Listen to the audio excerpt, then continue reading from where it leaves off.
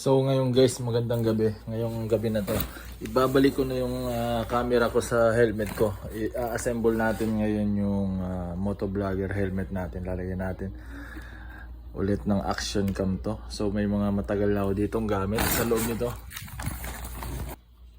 At ito nga pala yung box ng camera ko guys. SJ Cam to. Legend. Mga bracket. Isa na yung ano natin, helmet mount guys. Matagal na to. Tsaka yung mic, where are you? Eto guys, may mic tayo. So a-assemble natin to dito sa helmet na to. So guys, eto na yung ano natin, helmet mount ng para sa action cam natin. Mabubuo na. Gagamitin natin bukas. Kumusta kayo mga hamiturista? Ito na guys yung setup ng camera natin guys. Ang tagal na natin tong bago na ibalik. So yan, dito tayo ngayon sa Commonwealth. Afternoon ride tayo sa Commonwealth guys. Tayo pala mag-isa, wala pa tayo mga kagrupo. So someday, God's will, magkakaroon tayo ng mga kaibigan na makasama natin mag-ride sa mga sikat na pasyalan, kain-kain, enjoy, relax, calm. Ano lang guys, chill vibes lang. So yan. Yung pag-drive ng motorcycle na to guys is a blessing from God. Dahil matagal ko na itong pangarap. Simulang bata ako yung ganitong sound na inline 4 is ito yung pangarap ko talaga na ma-drive. Kaya specific. Dapat ang kukunin ko dati, nag-uusap ko dati ni Mrs. Ang kukunin ko TRK 500.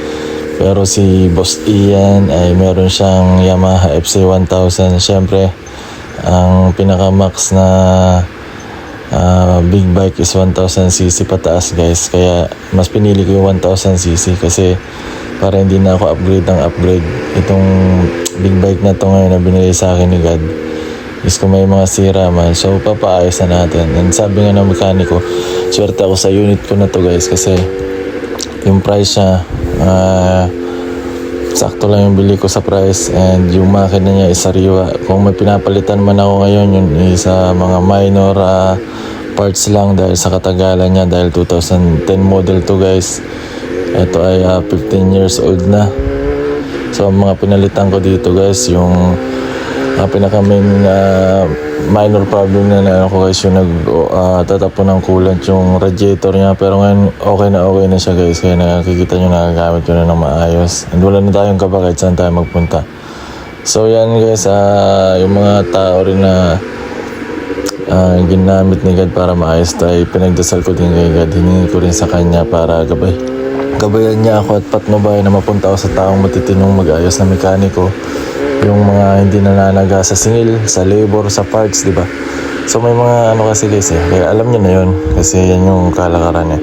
Pero lahat ng bagay sa buhay ko guys is hinihingi ko ng gabay kay God. Kahit small decision, small things na bibilhin, big things na bibilhin, at kung ano-ano pa guys. Kasi isa buhay natin yung pananampalataya kay God. Sa lahat ng bagay, i-acknowledge natin siya. Dahil sabi nga guys sa salita ni God, commit to the Lord whatever you do and He will establish your plans. Sabi sa Proverbs 16:3. So yan guys, lagi akong gumagamit ng verse, and sa mga paghihingi ko sa kanya ng blessing, may verse akong ginagamit guys. So yan, dahil lagi tayo ding nagbabasa ng Bible, panata natin yan guys. Every Bible na matatapos natin, magbabasa ulit. So wala namang masama guys. So nakikita ko naman sa buhay namin ngayon na si God is siya yung talaga nagpo-provide sa amin ng mga kasaganaan sa buhay. Kung may struggle man, normal sa buhay yun, kasi si God tinitis yung faith natin kung magpapasalamat lang ba tayo sa Kanya sa oras ng kasaganaan at kakalimutan natin siya sa oras ng pagsubok. So ako guys, practice ko sa sarili ko yung faith ko sa Kanya sa oras ng kasaganaan. I thank Him, and sa oras ng mga pagsubok, thankful pa rin ako sa Kanya dahil yung pagsubok saglit lang, yung kasaganaan sa buhay guys is mas mahaba. So yan yung ano lang guys, sharing of faith ko sa sarili ko para sa inyo kay God. Walang masamang magtiwala sa Diyos at magbasa ng salita ni God, kasi sabi nga guys ni God, seek you first the kingdom of God and His righteousness, and all these things will be added to you. So itong mga ganitong bagay guys, dati wala ako nito. Wala talaga guys, zero. Tulad ng bahay, kotse, motor at iba pang mga ano guys na pinagkaloob niya. So lahat ng meron kami ngayon guys, and ano yan, in God's goodness through our Lord Jesus Christ. Kaya gumawa lang palagi tayo ng mabuti, huwag tayo manloko ng kapwa. So yun lang yung importante guys. At yan na naman yung totoo talaga guys. Yan yung nararamdaman ko sa buhay ko ngayon. Na mga pagpapala talaga. Guys, pa-fairview na kasi to eh. Kapag niloob sa'yo ni God, hingin mo sa Kanya, minsan hindi agad-agad ibibigay. Pero someday magugulat ka na sa timeline ni God, yung mga pinagdadasal mo is mangyayari. Katulad guys, nung beach namin, unang beach plant na nabili namin 3 years ago, pinagdasal namin siya. So yun, after ng 3 years guys, nakabili na kami ng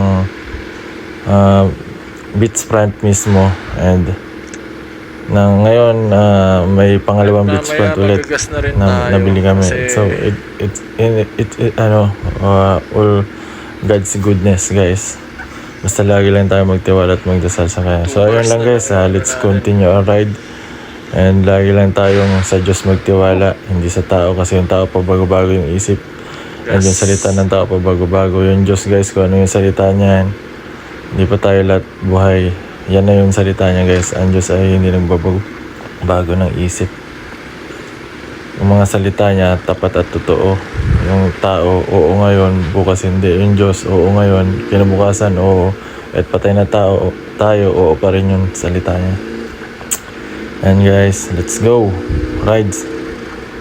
God bless us all in Jesus' name. Amen.